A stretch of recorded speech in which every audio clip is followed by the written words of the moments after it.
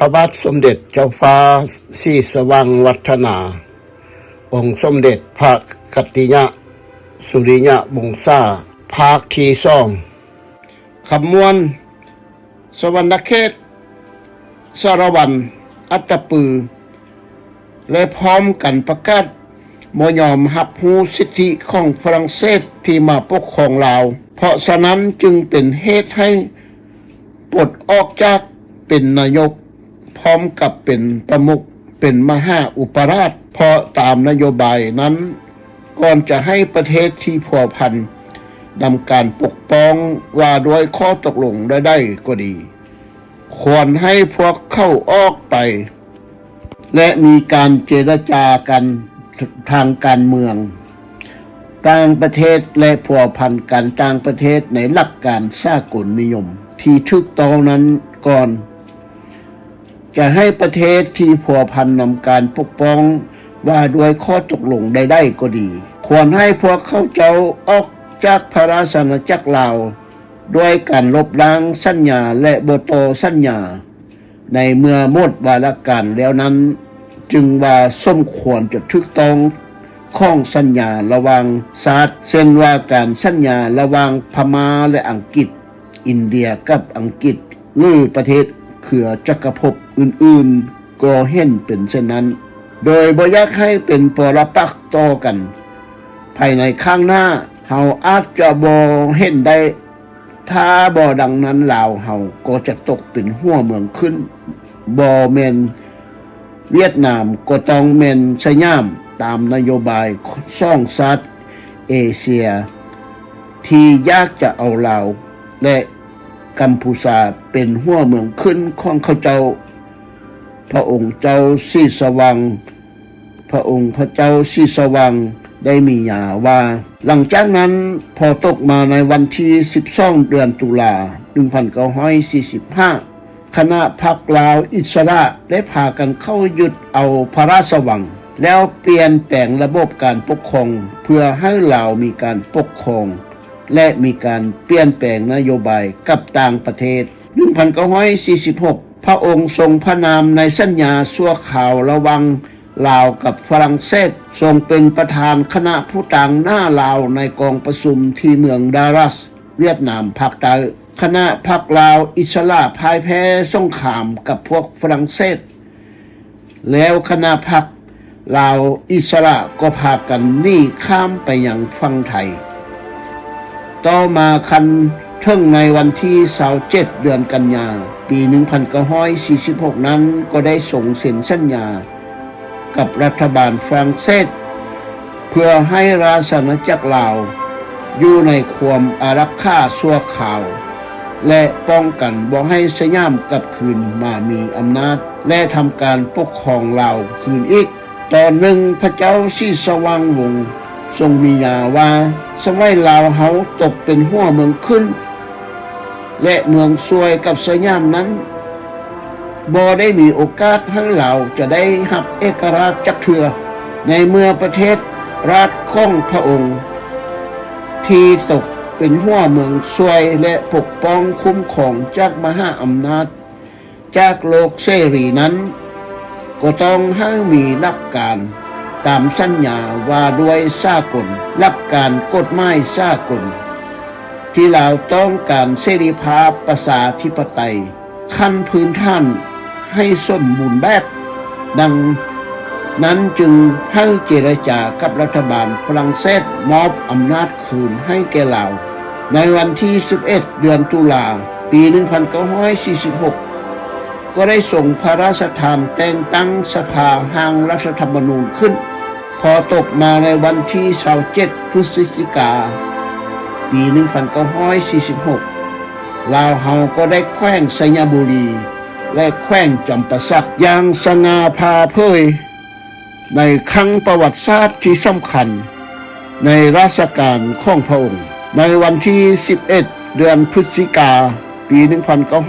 1947พระราชอาณาจักรลาวทรงประกาศใช้กฎหมายรัฐธรรมนูญ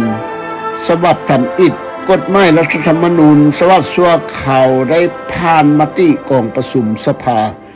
ผ ผู้แทนราษฎรในเวลานั้นแม่นพญาคำเมาวิไลเป็นประธานกรรมการสภาห้างในเนื้อบทกฎหมายรัฐธรรมนูญฉบับนั้นว่ารัฐธรรมนูญแห่งพระราชอาณาจักรลาวฉบับชั่วคราวสุภามัตสดุพระพุทธศาสนายุการล่วงแล้วปี1945วัดซาปัจจุบันสมัยจันทภคตินิยมปฐมกติกานาสุกรปักสัตนมติสุริยะกติการตุลคมมาทายาทะสะสุรทินสุกรวานโดยกำหนดบรรดาอาณาประชาราษฎรแห่งพระราชอาณาจักรลาวทั้งหมดมีความเห็นเป็นเอกฉันท์อันหนึ่งอันเดียวกันว่าเวลานี้เป็นเวลาสมควรแล้วที่ประเทศชาติลาวของเฮาจะได้มีการปกครองโดยรัฐธรรมนูญคือกันกับอารยประเทศทั่วโลกทั้งหลายปี1949พระองค์ก็ได้เสด็จแห่ติดตามองค์พระราชบิดาเจ้าฟ้าศรีสว่างวงศ์องค์สมเด็จธรรมิกราชไปประเทศฝรั่งเศสภายในเดือนกรกฎาคมเพื่อลงพระนามในสัญญาเอกราชลาวอยู่ภายในเครือจักรภพฝรั่งเศสในวันที่23เดือนมีนาปี1950พระองค์ทรงพระราชทานสารแต่งตั้งกองทัพแห่งชาติลาวกองทัพแห่งพระราชอาณาจักรลาว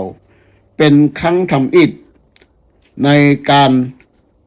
นำพากองทัพแห่งชาติโดยท่านนายพลเอกสุนทรปฐมวงศ์ให้ดำรงตำแหน่งในนามผู้บัญชาการทหารสูงสุดของกองทัพลาว1951พระองค์ทรงเป็นประธานคณะผู้ต่างหน้าลาวในกองประชุมสัญญาสันติภาพระหว่างอเมริกากับญี่ปุ่นที่นครซานฟรานซิสโกรัฐแคลิฟอร์เนียสหรัฐอเมริกาในปี1953พระองค์ทรงเสด็จในนามต่างพระเนตรพระกันของพระราชบิดาแห่งพระราชอาณาจักรลาวในพระราชพิธีพระบรมราชาภิเษกองค์สมเด็จพระนางเจ้าหญิงอลิซาเบธIIแห่งราชอาณาจักรอังกฤษในวันที่14เดือนธันวาคมปี1955พระราชอาณาจักรลาวก็ได้ถูกรับรู้ให้เข้าร่วมเป็นสมาชิกขององค์การสหประชาชาติพาให้พระองค์และรัฐบาลพร้อมด้วยราษฎรแห่งราชอาณาจักรลาวต่อจากนั้นก็แม่นแถวของเราลูกเสือสายหญิงและผู้ต่างหน้าของบรรดาทูตดานุทูตพร้อมทั้งประชาชนต่างประเทศต่างดาวที่อาศัยอยู่พระราชอาณาจักรลาวโดยเฉพาะในเมืองปากเสซึ่งเรียนเป็นแถวจนถึงที่ว่าการแขว้งหลังจากหับดอกไม้และความเคารพจากทหารข้าราชการตำรวจพลเรือนและประชาชนแล้วพระองค์พร้อมด้วยข้าราชการและผู้ติดตามก็ได้เสวยพระกายหารและพักพรพระอริยบทจนถึงเวลา15 โมงพระองค์จึงเสด็จกับสนามบินพร้อมโดยคณะผู้ติดตามเครื่องบินพิเศษก็มุ่งหน้าสู่อัตตปือเครื่องบินต้องใช้เวลาครึ่งชั่วโมงเพื่อลงจอดสนามบินอัตตปือเพราะเป็นสนามบินน้อยณแห่งนี้พระองค์ได้ถูกต้อนรับโดยเจ้าแขวงและผู้บังคับบัญชาการทหารแขวงอัตตปือบรรดาพระสงฆ์สุดไซยันโตถวายพรแล้วพระองค์ก็ไต่ถามสุขทุกข์และสนทนากับพระภิกขุสงฆ์ตามสมควรแล้ว ก็ส่งตรวจแถวทหาร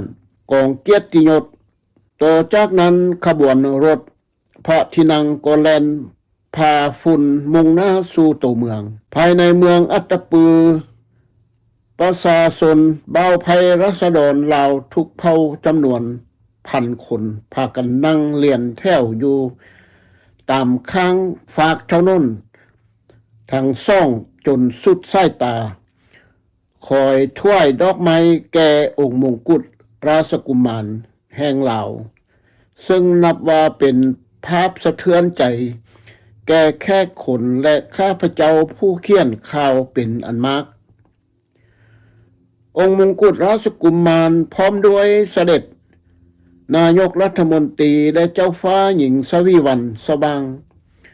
ทรงช่วยกันรับดอกไม้จากประชาชนลาวทุกเผ่าเป็นเวลา1 ชั่วโมงพอชนมักท่ามความจงรักภักดีและนบมือไหว้แบบประเพณีลาวอันดีงามอันสวยงามมาตั้งแต่โบราณกาลจึงถึงบริเวณที่ทำการแขว้งอัตตปือซึ่งณที่นี้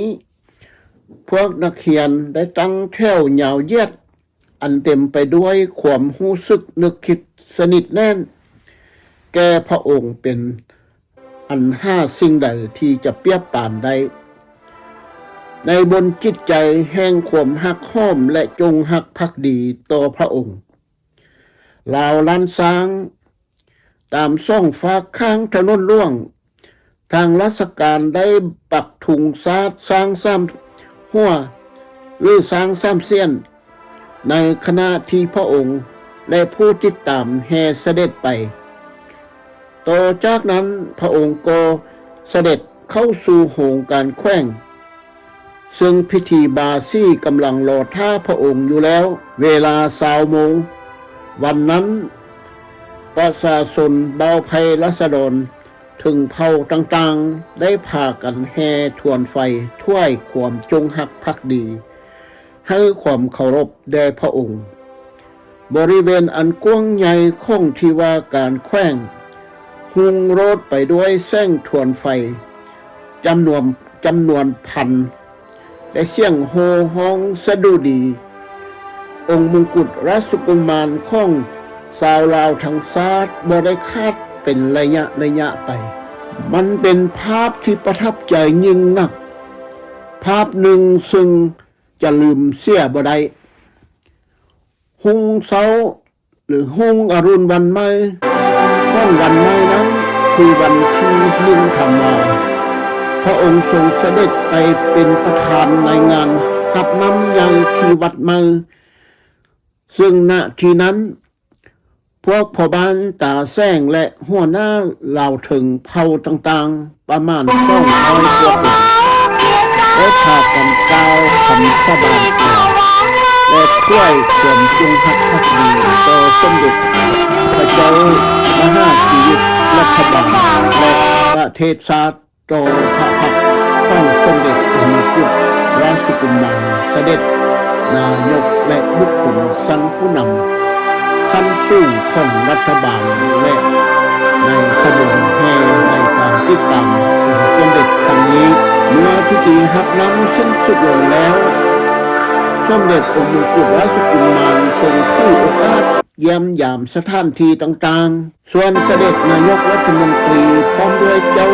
แข้งและข้าราชการชั้นผู้ใหญ่ต่างๆได้พากันไปเยี่ยมยามชาวลาวถึงและเผ่าต่างๆซึ่งได้